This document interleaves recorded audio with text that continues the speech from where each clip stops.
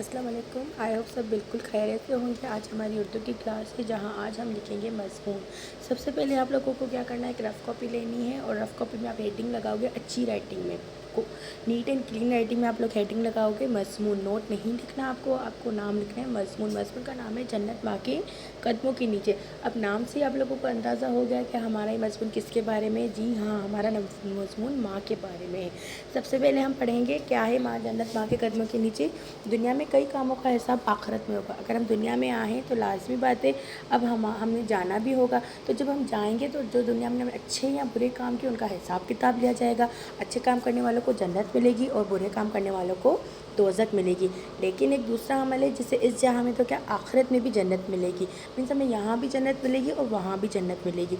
और वो है माँ की खिदमत करना, माँ का ख्याल रखना और माँ की इज़्ज़त करना। मीन्स आप सल्लल्लाहु अलैहि वसल्लम ने फरमाया कि जन्नत माँ के कदमों के नीचे है। अगर आप लोग ने दुनिया में हर अच्छे काम कर लिए, मीन्स अपनी दुनिया में बहुत सारी नेकियां की, लेकिन अगर आपकी माँ ही आपसे खुश नहीं है तो क्या आप जन्नत में दाखिल हो सकते हो? नहीं बेटा, बिल्कुल नहीं।